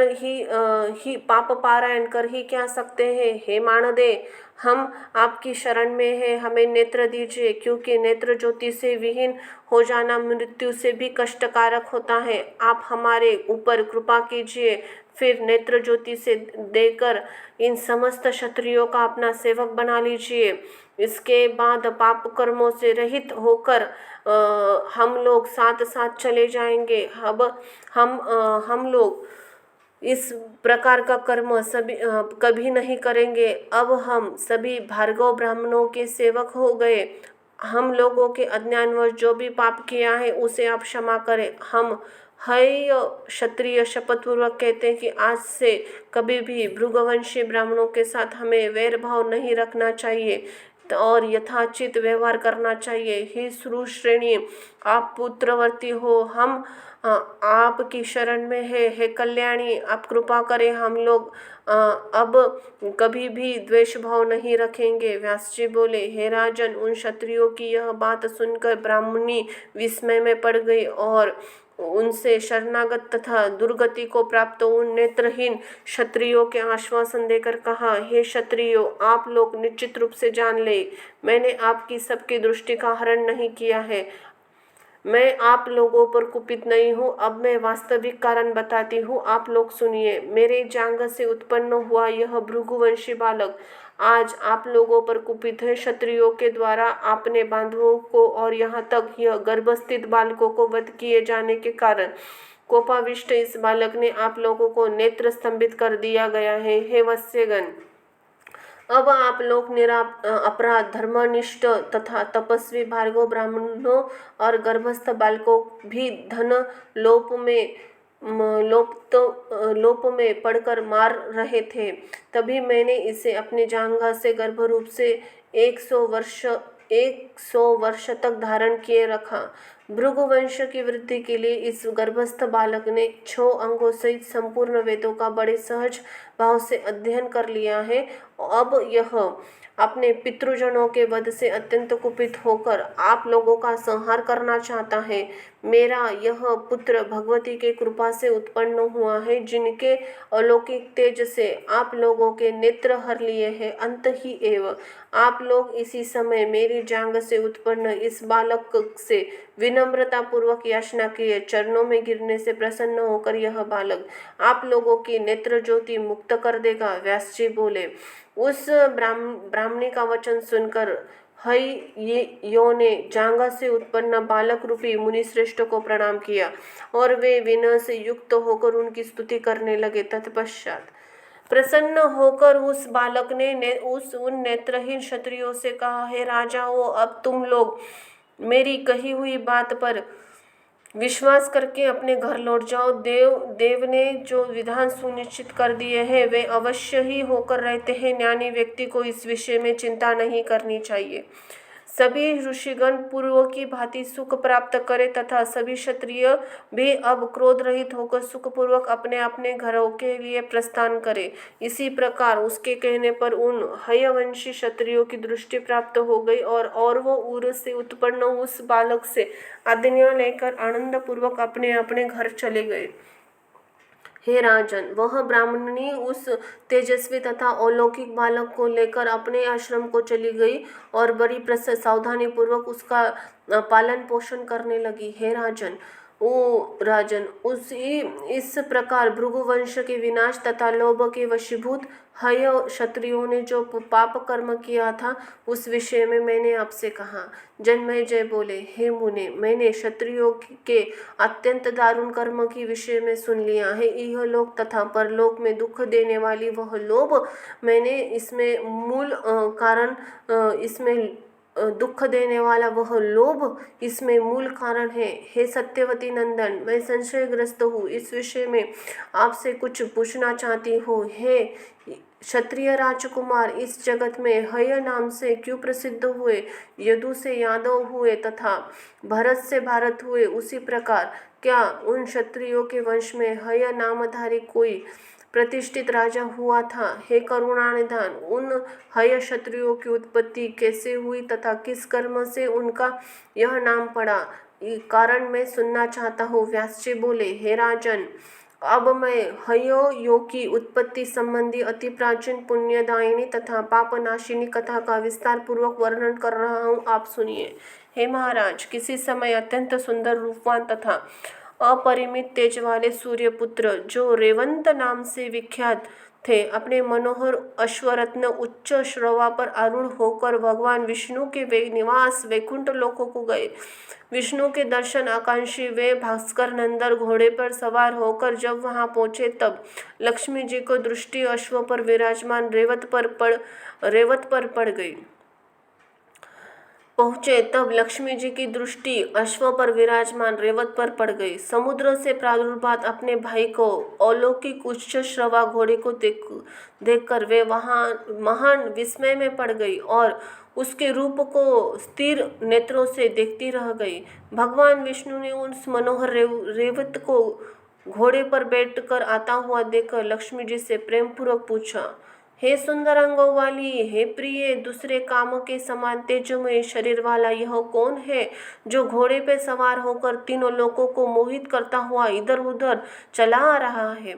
उस समय घोड़े को एकाटक देखते रहने से देव वंशात उसी में चित्त योग हो जाने के कारण भगवान विष्णु के बार बार पूछने पर लक्ष्मी जी ने कुछ नहीं कहा।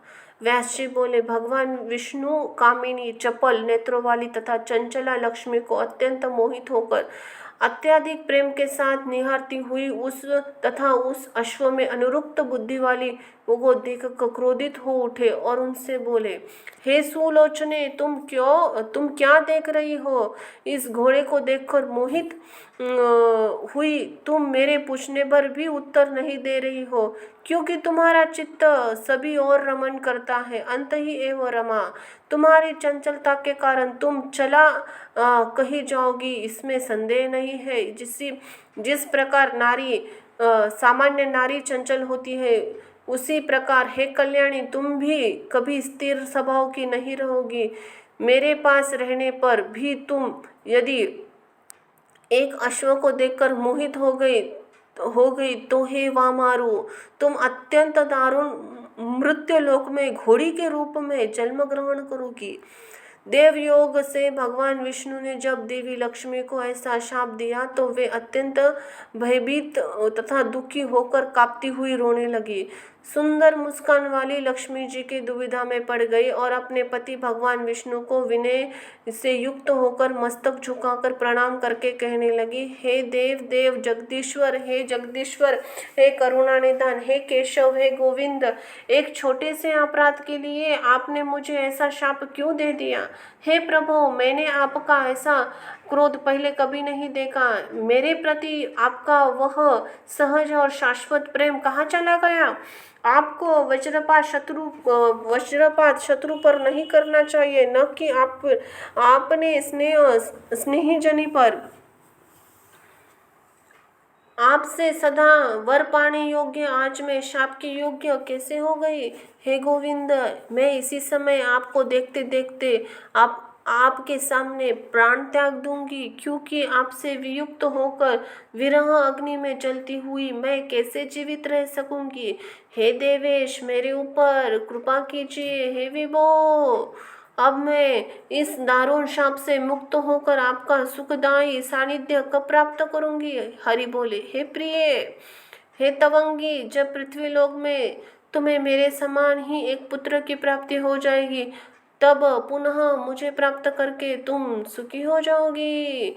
इति श्रीमद्देवी भागवते महापुराण संहिताये षट्स्कंध नाम हया उत्पत्ति प्रसंगे रमा विष्णु संवाद नाम 17वां अध्याय समाप्त हुआ। बोलो माँ जगदम्बे की जय हो, माँ अम्बे की।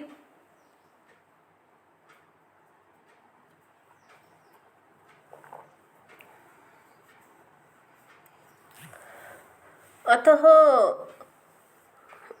18वां अध्याय भगवती लक्ष्मी द्वारा घोड़े का रूप धारण कर तपस्या करना। ओम दुर्गाय नमः। जय हो माँ रेणुकाय नमः। जय हो माता तुलजा भवानी। जय हो माता सरस्वती। जय हो माता सप्तशृंगी। जय हो माता महालक्ष्मी अम्बा। जन्मेजय बोले, हे मुने, इसी प्रकार कोप करके भगवान के द्वारा शापित लक्ष्मी जी ने घोड़े के रूप में किस प्रकार जन्म लिया, घोड़ी के रूप में किसी प्रकार जन्म लिया। इसके बाद रेवत ने क्या किया? अपने पति के प्रवास में रहने के कारण उसके वियोग में एकाग्नि समय व्यतीत करने वाले नारी की भांति लक्ष्मी जी ने घोड़ी का रूप धारण करके किस देश में समय व्यतीत किया? हे आयुष्मान, पति से वियुक्त रहते हुए लक्ष्मी जी ने कितना समय बिताया? पुनः उस निर्जन वन में रहती हुई उन्होंने क्या किया? समुद्र तनया लक्ष्मी को पुनः भगवान विष्णु का समागम कब प्राप्त हुआ? तब तथा विष्णु जी से अलग रहते हुए उन्होंने किसी प्रकार पुत्र प्राप्त किया? हे आर्येश, इस वृत्तांत का वर्णन विस्तार के साथ कीजिए। हे विप्र, पर मैं इस अत्युत्तम पौराणिक आख्यान को सुनना चाहता हूँ। सूत जी बोले, हे विप्रो, परीक्षित पुत्र जन्मेजय की ऐसा पूछने पर व्यास जी इस अति विस्तृत कथा का वर्णन करने लगे। व्यास जी बोले, हे राजन, सुनिए, मैं अब वह शुभ पवित्र स्पष्ट अक्षरों से युक्त तथा कानों को प्रिय लगने वाली पौराणिक कथा कहूँगा। कामिनी रमा को विष्णु द्वारा शापित की गई देखकर रेवत के भय के कारण जगतपति वासुदेव को दूर से ही प्रणाम करके चले गए।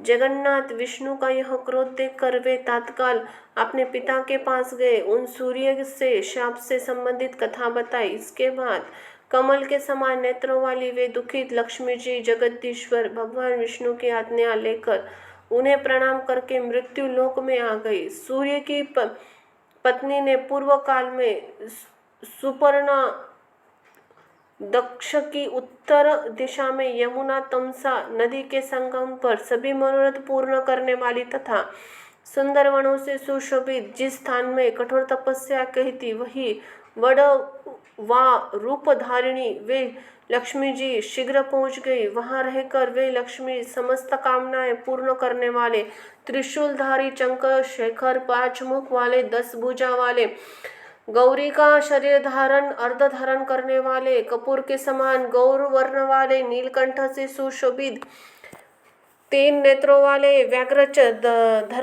चर्म धारण करने वाले हाथी का चर्म उत्तरीय भाग में धारण करने वाले गरीर में नरमुंड माला से मंडित तथा सर्प का यज्ञ पवित्र धारण करने वाले महादेव शंकर का एकाग्र मन से ध्यान करने लगी। सागर पुत्री लक्ष्मी जी ने सुंदर घोड़ी का रूप धारण करके उस तीर्थ में अत्यंत कठोर तपस्या की। हे राजन, महादेव शंकर जी का ध्यान करते करते लक्ष्मी जी के मन में वैराग्य प्रादुर्भाव हो गया। इस प्रकार उनको तप करते हुए 1000 दिव्य वर्ष बीत गए। तदनंतर प्रसन्न होकर त्रिनेत्रधारी भगवान शंकर ने वृषभ पर सवार होकर पार्वती जी के साथ उन्हें साक्षात दर्शन दिया। भगवान शंकर ने अपने गणों सहित वहां आकर तप करती हुई वड़ वारु रूप धारिणी महाभागा विष्णुप्रिया लक्ष्मी जी से कहा, हे कल्याणी, हे जगत जननी, आप तपस्या क्यों कर रही हो? मुझे इसका कारण बताइए। अपने पति विष्णु तो स्वयं संपूर्ण मनोरथ पूर्ण करने वाले तथा सभी लोगों का विधान करने वाले हैं। हे देवी, भोग तथा मोक्ष प्रदान करने वाले जगतपति वासुदेव, जगन्नाथ को छोड़ विष्णु को छोड़कर इस समय आप मेरी आराधना में किस लिए कर रही हो? स्त्रियों के लिए पति ही उनका देवता होता है। इस वेदांत वचन का उन्हें पालन करना चाहिए। किसी दूसरे में कभी भी भावना नहीं करनी चाहिए। पति की सेवा श्रेवा ही स्त्रियों का सनातन धर्म है। पति चाहे जैसा भी हो, कल्याण की इच्छा रखने वाला स्त्रियों को निरंतर उसकी सेवा करनी चाहिए। भगवान विष्णु तो सर्वदा सभी प्राणियों के आराधना के योग्य है। अंत ही एवं हे सिंधुजे, उन देवादिदेव को छोड़कर आप मेरा ध्यान क्यों कर रही हो? लक्ष्मी बोली, हे आशुतोष, हे महेशान, हे शिव, हे देवेश, हे दयानिधान, मेरे पति ने मुझे शाप दे दिया है। अंत ही एवं इस शाप से आप मेरा उद्धार कीजिए। हे शंभो, उस समय मेरे बहुत पूछने पर दयालु भगवान विष्णु ने शाप से मुक्ति का यह उपाय भी बतला दिया था। हे कमलालये, जब तुम्हें एक पुत्र उत्पन्न हो जाएगा तब तुम शाप से मुक्त हो जाएगी और वैकुंठ धाम में पुनः तुम्हारा वास होगा। हे देव, श्री विष्णु के इस प्रकार कहने पर मैं तपस्या करने के लिए इस तपोवन में आ गई और संपूर्ण कामनाओं से पूर्ति करने वाले आप परमेश्वर आराधना करने लगे। हे देव, मुझे निरापराध पत्नी को छोड़कर वे विष्णु तो वैकुंठ में विराजमान है। अंत ही एवं पति के सानिध्य में बिना मैं पुत्र कैसे प्राप्त कर सकती हूँ? हे देवेश, हे शंकर, यदि आप मुझ पर प्रसन्न हैं तो मुझे वर दीजिए। आप तथा श्री हरि में निश्चित रूप से कोई भेद नहीं है।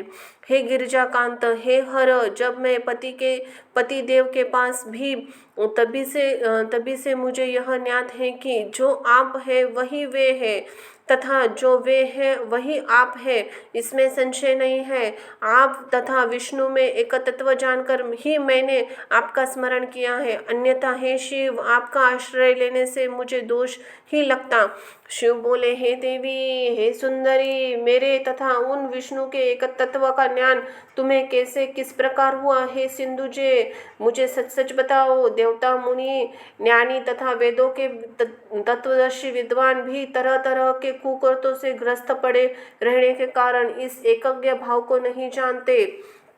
मेरे बहुत से भक्त वासुदेव श्री कृष्ण के निंदक है तथा श्री विष्णु के बहुत से भक्त मेरी निंदा में लगे रहते हैं। हे देवी, काल भेद के कारण कलयुग में भी ऐसे लोग विशेष रूप से होंगे। हे भद्रे, दूषित आत्मा वाले लोगों दुर्जय इस एकत्व को आप कैसे जान गई? मेरे तथा श्री विष्णु के ऐक्य जान पाना सर्वतः दुर्लभ है। व्यास जी बोले, प्रसन्न हुए भगवान शंकर के इस प्रकार पूछने पर अत्यंत प्रसन्न मुख वाली हरिप्रिया लक्ष्मी जी ने उसे एकत्व से संबंधित ज्ञात प्रसंग को शुचि से कहना प्रारंभ किया।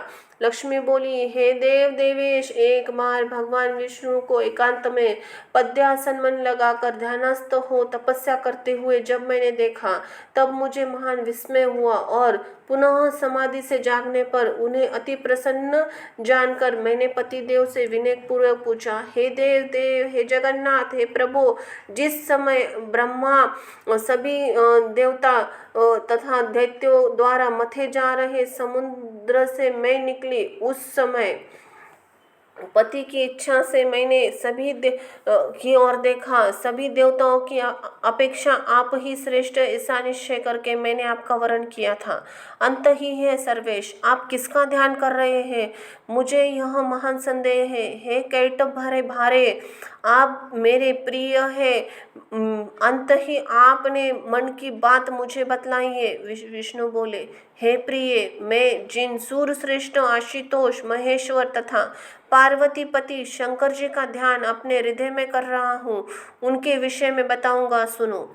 असीम पराक्रम संपन्न देवादिदेव भगवान शंकर भी कभी मेरा ध्यान करते हैं और कभी मैं त्रिपुरासुर के संहारक देवेश शंकर का ध्यान करने लगता हूँ।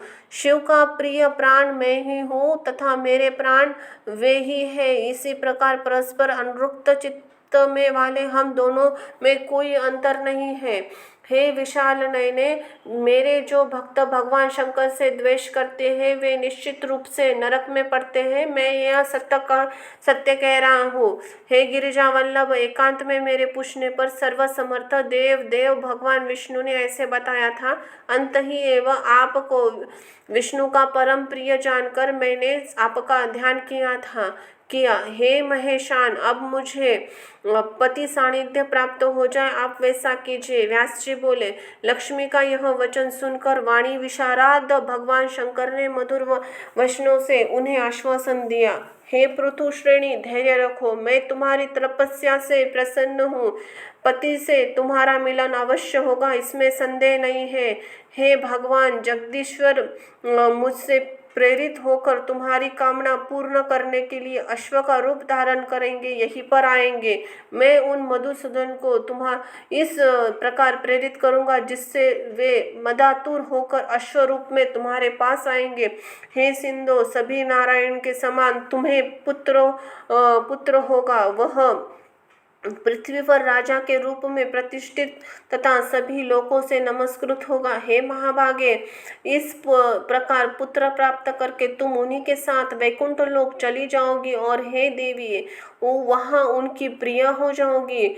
आपका वह पुत्र एक वीर इन नामों से लोक में ख्याति प्राप्त करेगा। उसी पृथ्वी पर हयवंश विस्तार को प्राप्त होगा। किंतु माघात एवं मदचित्त होकर तुमने हृदय में सदा विराजमान रहने वाली परमेश्वरी जगदम्बा का विस्मरण कर दिया है, उसी से तुम्हें ऐसा फल मिला है। अंत ही है सिंधु पुत्री, उस दोष के शमन के लिए तुम हृदय में विराजमान रहने वाली परम देवी के शरण में सर्वात्मा भाव से जाओ। यदि तुम्हारा मन भगवती में लगा होता तो उत्तम घोड़े पर क्यों जाता? व्यास जी बोले, इसी प्रकार देवी लक्ष्मी को वरदान देकर गिरिजापति भगवान शंकर पार्वती सहित अंतर्धान हो गए। सुंदर अंगों वाली वे लक्ष्मी जी वही स्थित रहकर भगवती जगदम्बा के देवासुरों के रत्न मुकुट से घर्षित नखमंड वाली परम सुंदर चरण कमलों का ध्यान करने लगी। अपने पति श्री हरि के अश्वरूप धारण करके आने की प्रतीक्षा करती हुई वे प्रेम युक्त गदगद वाणी में उनकी बार बार स्तुति करती रही। इति श्रीमदेवी भागवते महापुराण संहिताय षट्स्कंद शिव प्रसादेन लक्ष्मी द्वारा भगवतिया समा आराधना वर्णन नाम 18वां अध्याय संपन्न हुआ। बोलो माता भगवती की जय हो, मां अम्बे की।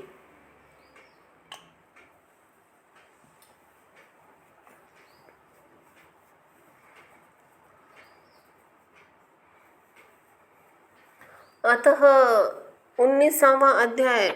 भगवती लक्ष्मी को अश्वरूपधारी भगवान विष्णु के दर्शन और उनका वैकुंठ आगमन। जय जय हो माँ तुलजा भवानी, जय हो माता कालरात्रि बटुक भैरवी, जय हो माता शमशान भैरवी, जय हो माता रेणुकाये नमो नमः। जय हो माता सप्तशृंगी महालक्ष्मीये नमो नमः। जय हो माता सरस्वती, जय हो माता चामुंडाय नमो नमः। व्यास जी बोले, उन लक्ष्मी जी को वरदान देकर भगवान शंकर देवगणों से सेवित तथा अप्सराओं से सुशोभित रमणीक कैलाश पर शीघ्र चले गए। वहां पहुंचते ही शंकर जी ने लक्ष्मी का कार्य सिद्ध करने के उद्देश्य से अपने कार्य कुशल गण चित्ररूप को वैकुंठ भेजा। शिव जी बोले, हे चित्ररूप, तुम विष्णु के पास जाकर मेरे शब्दों में यह बात कहो, इस प्रकार यज्ञ करना कि वे अपनी दुखी पत्नी को शोक मुक्त कर दे। भगवान शंकर के ऐसा कहने पर वह चित्ररूप वैष्णव गणों से घिरे अनेक प्रकार से वृक्ष समूहों से युक्त सैकड़ों बावलियों सुशोभित हंस, सारस, मोर, शुक तथा कोकोलियों से सुसेवित पताकाओं से सुशोभित ऊंचे ऊंचे भवनों वाले नृत्य तथा गायन कलाओं में प्रवीण जनों से युक्त मंदार वृक्षों से परिपूर्ण बकुल, अशोक, तिलक, चंपक आदि वृक्षों से पंक्तियों से मंडित तथा पक्षियों से कर्णप्रिय कलरवा से गुंजित परम धाम वैकुंठ के लिए शीघ्र निकल पड़ा। वहां भगवान विष्णु का भवन देखकर हाथ में दंड छड़ी धारण किए हुए द्वार पर स्थित जय विजय नामक 2 द्वारपालों ने प्रणाम करके चित्ररूप से उनसे कहा।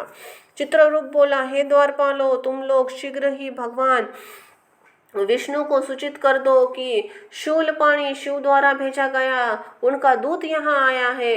उनकी बात सुनकर परम बुद्धिमान जय श्री हरि के पास जाकर उन्हें प्रणाम करके दोनों हाथ जोड़कर बोला, हे देव देव, हे रमाकांत, हे करुणाकार, हे केशव, भगवान शंकर का दूत आया है, वह द्वार पर खड़ा है। हे गरुड़ाध्वज, आप आदेश दीजिए उसे प्रवेश किया जाए या अथवा नहीं। उसका नाम चित्ररूप है, मैंने उसके आने का प्रयोजन नहीं जानता। ऐसा दूत सुनकर दूत के आने का कारण पहले से ही जानने वाले भगवान विष्णु ने जैसे कहा, द्वार पर रुके हुए शंकर के भृत्य को यहाँ ले आओ।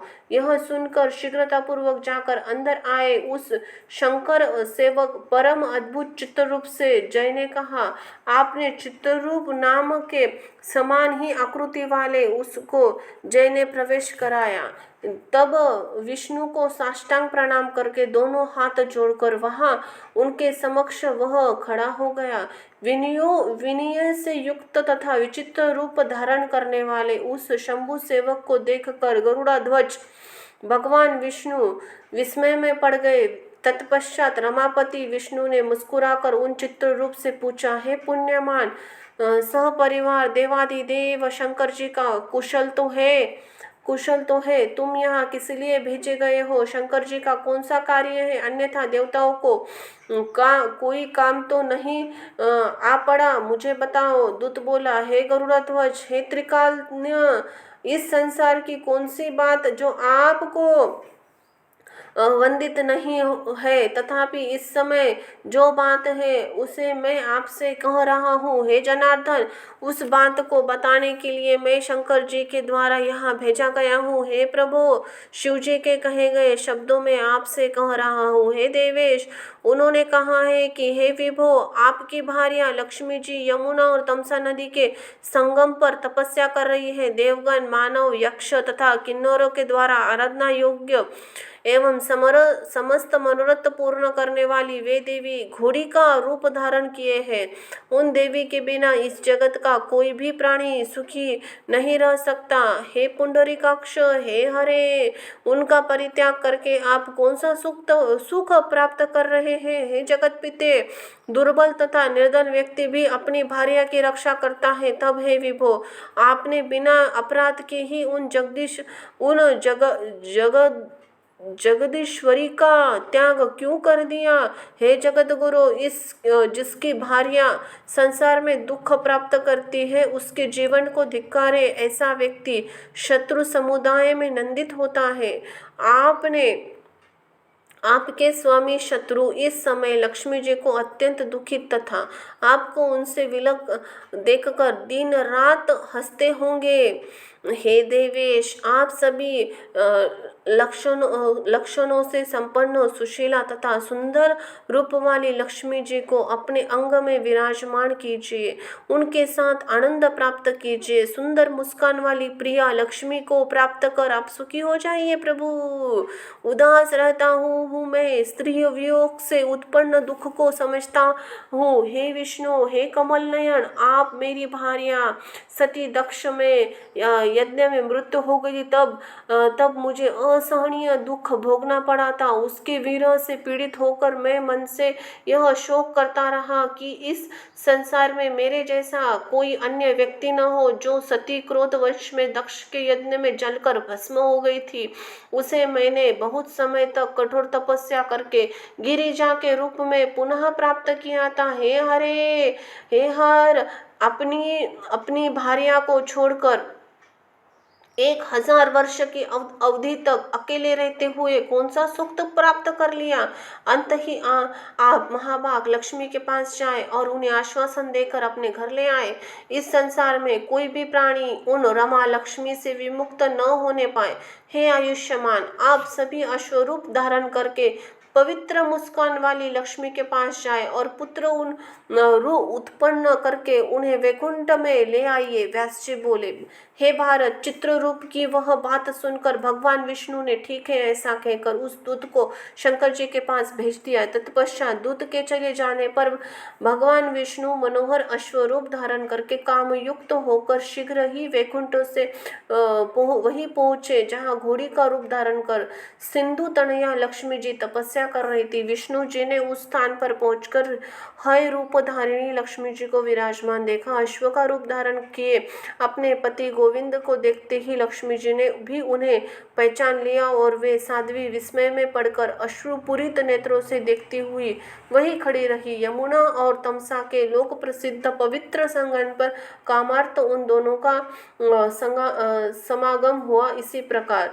वड़ वारु रूप धारिणी वे विष्णु प्रिया गर्भवती हो गई और वहीं पर उन्होंने सद्गुणों से संपन्न तथा सुंदर पुत्र को जन्म दिया। भगवान विष्णु ने हंसकर उनसे यह समयोचित बात कही, तुम अब अपना यह अश्वरूप छोड़ दो और पहले जैसा शरीर धारण कर लो।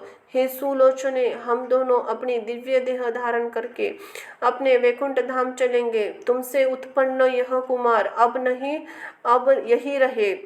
लक्ष्मी बोली, हे देव श्रेष्ठ, आपने शरीर को उत्पन्न पुत्र को छोड़कर मैं कैसे जाऊं? अपने पुत्र के प्रति स्नेह का त्याग करना अत्यंत कठिन है।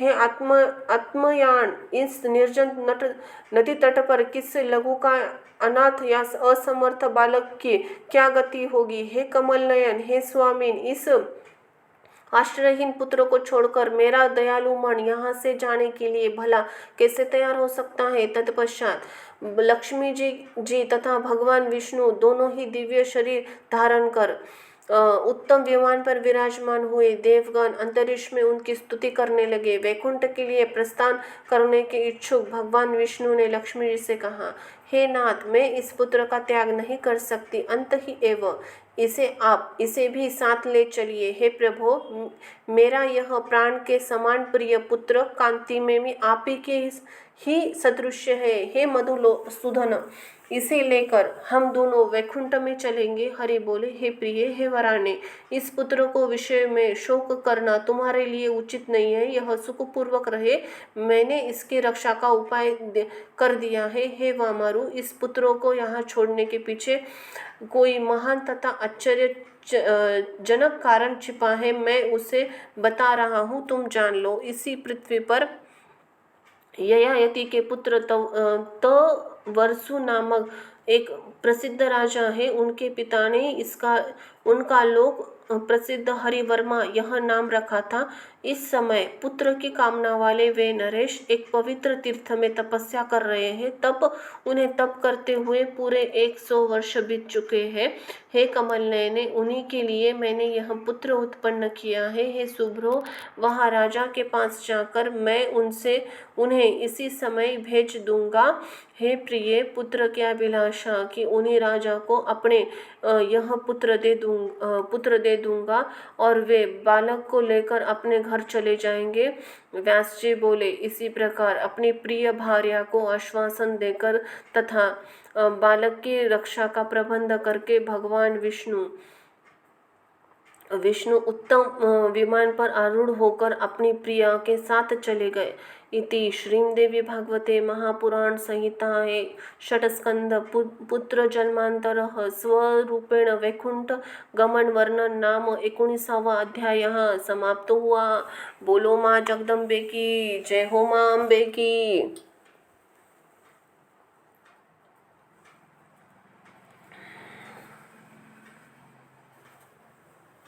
अतः 20वां अध्याय। राजा हरिवर्मा को भगवान विष्णु द्वारा अपना हय संज्ञक पुत्र देना, राजा द्वारा उसका एक वीर नाम रखना। जय हो माँ तुलसा भवानी, जय हो माता सप्तशृंगी, जय हो माता सरस्वती, जय हो माता महालक्ष्मी, जय हो माँ रेणुका, जय हो माता इंद्रावणी अयंबा। जन्मय जय बोले, हे मुनिवर, मुझे इस विषय में यह महान संदेश हो रहा है कि भगवान ने उत्पन्न होते ही उस बालक का त्याग कर दिया। निर्जन वन में उस असहाय बालक की देखभाल किसने की? हे सत्यवती नंदन, उस बालक की क्या गति हुई? बाघ, सिंह, हिंसक जानवर उसके छोटे से बालक को उठा तो नहीं ले गए? व्यास जी बोले, हे राजन, जब भगवान विष्णु तथा लक्ष्मी जी उस स्थान से चले गए, उसी समय चंपक नामक विद्याधर उत्तम विमान पर आरूढ़ होकर अपनी प्रियसी मदना लालसा के साथ इच्छापूर्वक विहार करते हुए संयोग वंश वहां आ पहुंचे। देवपुत्र तुल्य उत्तम शिशु को पृथ्वी पर सुखपूर्वक अकेले खेलते हुए देखकर चंपक ने शीघ्रतापूर्वक विमान से उतरकर झट से उस बालक को उठा लिया और वह उसी प्रकार आनंदित हो गया जिस प्रकार कोई धनहीन व्यक्ति खजाना पाकर आनंदित होता है। कामदेव के समान अत्यंत सुंदर उस नवजात शिशु को उठाकर चंपा ने अपनी पत्नी मदना ललसा को सौंप दिया। उस बालक को लेते ही प्रेम से रोमांचित तथा विस्मित मदना ललसा ने हृदय से लगाकर उस बालक का मुख चूमने लगी। हे भारत, प्रीतिपूर्वक हृदय से लगाने तथा चूमने के पश्चात उस तवंगी मदना ललसा ने उसे अपना पुत्र समझाकर गोद में ले लिया। उसे गोद में लेकर पति पत्नी प्रसन्नतापूर्वक विमान में आरूढ़ हो गए। तब कमलिनी अंगों वाली मदना ललसा ने हंसकर अपने पति से पूछा, हे कांत, बालक किसका है तथा किसने इसे निर्जन वन में छोड़ दिया है? त्रिनेत्रधारी भगवान शंकर ने इसे मुझे पुत्र रूप में दिया है। चंपक बोला, हे प्रिय, मैं आज से सब कुछ जानने वाले इंद्र के पास जाकर पूछूंगा कि यह बालक देवता है या दानव है या गंधर्व है। उनके आदेश से प्राप्त करके ही बाद में ही वन में प्राप्त इस बालक को अपना पुत्र बनाऊंगा। बिना उनसे पूछे कोई भी कार्य निश्चित रूप से नहीं करना चाहिए। ऐसा कहकर मदना ललसा ने तथा पुत्र को लेकर हर्षतिरी के कारण उफ़्फल नेत्रों वाले उस चंपक ने तुरंत विमान से इंद्रपुरी के लिए प्रस्थान किया। वहां पहुंचकर प्रेम पूर्वक इंद्र के चरणों में प्रणाम कर उस बालक को उन्हें समर्पित करके दोनों हाथ जोड़कर चंपक खड़ा हो गया और बोला, हे देव कामदेव के समान प्रभाव वाला यह बालक मुझे परम पवित्र तीर्थ यमुना तथा तमसा नदी के संगम स्थल पर प्राप्त हुआ था। हे सचिपते, कांति से संपन्न यह बालक किसका है? इसका त्याग क्यों कर दिया गया है? हे देवेश, यदि आपका आदेश हो तो मैं इस बालक को अपना पुत्र बना लूं। यह अत्यंत सुंदर बालक मेरी पत्नी का प्रिय पुत्र बन गया है। धर्म शास्त्रों में कृत्रिम पुत्र भी कहा गया है। इंद्र बोले, यह अश्वरूपधारी भगवान विष्णु का पुत्र है। हे महाभाग, हय संज्ञ यह परम तपस्वी बालक लक्ष्मी जी से उत्पन्न हुआ है। भगवान विष्णु ने ययाति के पुत्र राजा हरिवर्मा को अर्पित करने के उद्देश्य से इस बालक को उत्पन्न किया है। परम धार्मिक राजा हरिवर्मा भगवान विष्णु की प्रेरणा प्राप्त कर प्राप्त कर पुत्र के लिए आज ही उस पावन तीर्थ में पहुंचेंगे। अंत ही एवं जब तक भगवान विष्णु के द्वारा प्रेरित होकर वे राजा उसे लेने हेतु वहां नहीं पहुंच जाते, उससे पूर्व तुम इस बालक को लेकर वहीं पर पहुंच जाओ। हे श्रेष्ठ, वहां जाकर तुम इस बालक को छोड़ दो, विलंब मत करो, क्योंकि राजा हरिवर्मा तुमसे भी पहले पहुंच गए तो बालक को वहां न देखकर अत्यंत दुखी हो जाएंगे। अंत ही एवं हे चंपक, इस बालक को छोड़ाओ जिससे राजा पुत्र प्राप्त कर ले। यह पृथ्वी लोक में एक वीर नाम से प्रसिद्ध होगा। व्यास जी बोले, हे राजन, इंद्र की यह बात सुनकर चंपक शीघ्रता पूर्वक उस बालक को लेकर उस स्थान पर पहुंच गया। बालक पहले जहां पड़ा हुआ था वहीं पर उसने बालक को रोक दिया और अपने विमान पर चढ़कर अपने स्थान को लौट गया। इसके तुरंत बाद कमलाकांत जगतगुरु भगवान विष्णु लक्ष्मी के साथ श्रेष्ठ विमान पर आरूढ़ होकर राजा के यहाँ पहुँच गए। उसी समय राजा हरिवर्मा ने भगवान विष्णु को उत्तम विमान से उतरते हुए देखा। भगवान के दर्शन से राजा अत्यंत हर्षित हुए, दंड की भांति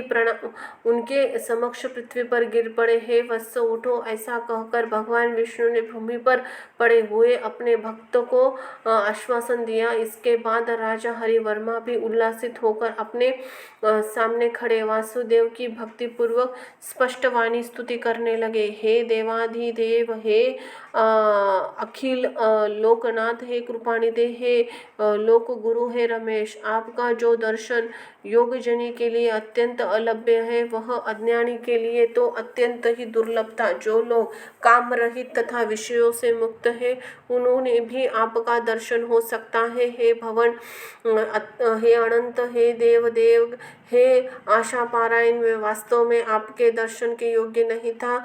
इसी प्रकार उन राजा की स्तुति करने पर भगवान विष्णु ने अमृतमयी वाणी से उनसे कहा, हे राजन, मैं तुम्हारी तपस्या से प्रसन्न हूँ। अंत ही एवं तुम्हें मनोवांछित वरदान दूंगा, तुम मांग लो।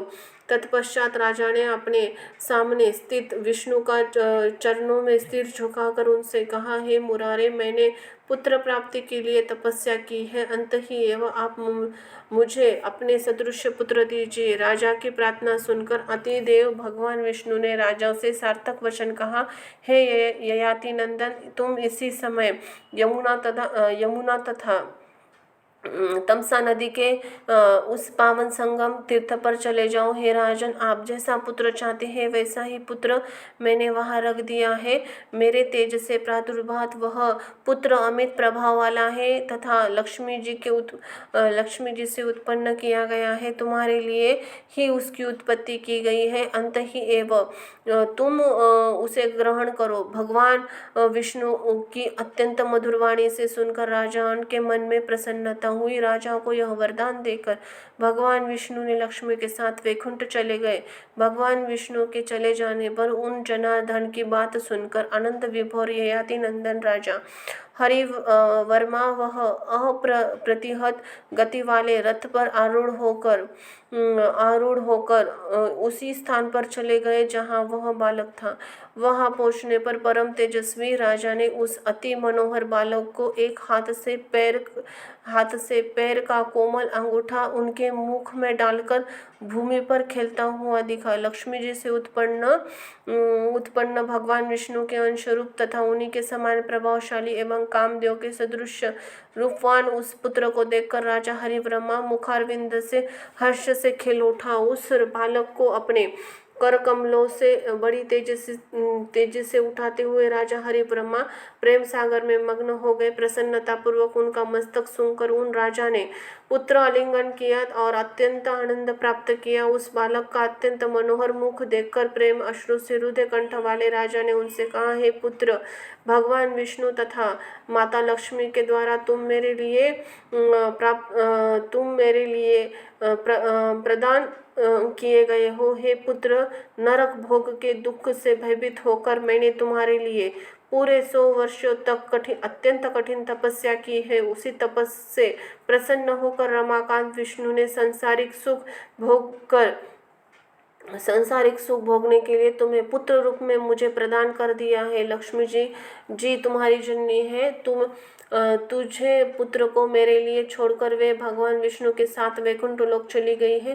अब वह माता धन्य होगी जो तुझ जैसे हंसते हुए पुत्रों को अपने गोद में लेकर आनंद प्राप्त करेगी। हे पुत्र, मेरे लिए संसार सागर को पार करने के लिए तुम नौका स्वरूप हो, जिसे साक्षात लक्ष्मीपति भगवान विष्णु ने उत्पन्न किया। ऐसा कहकर राजा हरिब्रह्मा प्रसन्नता पूर्वक उस पुत्र को लेकर अपने घर की ओर चले गए। राजा नगर के समीप आ गए। ऐसा सुनकर राजा के सभी सचिव तथा उनके प्रजा वर्ग पुरोहित के साथ समस्त उपहार सामग्री लेकर उनके पास पहुंच गए। सूत बंदी जन तथा गायकगण भी राजा के सामने उनका यशोगान करते हुए शीघ्र आ गए। नगर में आकर राजा हरिब्रह्मा ने अपने सम्मुख उपस्थित गण लोगों ने स्नेह भरी दृष्टि तथा मधुर वचनों से आसक्त करके नगरवासियों द्वारा भली भांति पूजित होकर पुत्रों के साथ नगर में प्रविष्ट हुए। नगर में जाते समय रास्ते भर राजा के ऊपर लाजा और फूलों की वर्षा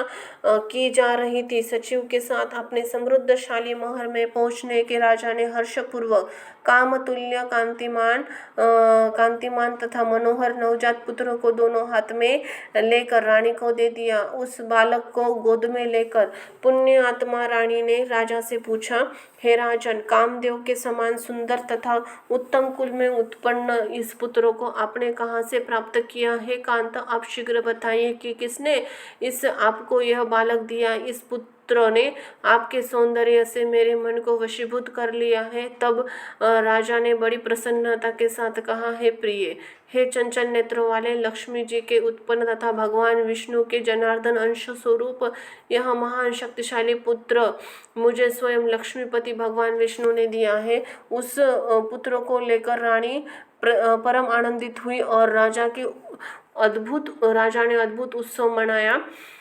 राजा ने याचकों को दान दिया। इसी अवसर पर गीत गाए गए तथा अनेक वाद्य बजाने गए। सम्यक उत्सव करके राजा ने अपने पुत्र का एक वीर यह नाम प्रसिद्ध नाम रखा। वे सुख पाकर बहुत प्रसन्न हुए तथा आनंदित हुए। इंद्र के समान पराक्रमशाली राजा हरिब्रह्मा भगवान विष्णु के सदृश रूपवान गुणी पुत्र पाकर वंश ऋण पितृ ऋण से मुक्त हो गए। इसी प्रकार समस्त देवताओं के अधिपति भगवान विष्णु के द्वारा अर्पित की गए उस सर्वगुण संपन्न पुत्रों को प्राप्त करके इंद्र के समान पराक्रमी राजा हरिब्रह्मा अपनी भार्या के साथ नाना विविध सुख भोगते हुए तथा विनोद करते हुए अपने महल में रहने लगे। बोलो जय हो माँ जगदम्बे की, जय हो माँ अम्बे की, जय हो माता तुळजा भवानी, जय हो माता कालरात्रि, जय हो माता बटुक भैरवी, जय हो माँ शमशान भैरवी, जय हो माता सप्तशृंगी, जय हो माता रेणुका, जय हो माता महालक्ष्मी, जय हो माता सरस्वती, जय हो माता इंद्रावणी। इति श्रीमदेवी भागवते महापुराण संहिताये षट्स्कंध एक वीरा व्याख्यान वर्णन नाम 20वां अध्याय समाप्त हुआ। बोलो जगदम्बे की जय हो माँ अम्बा की। धन्यवाद।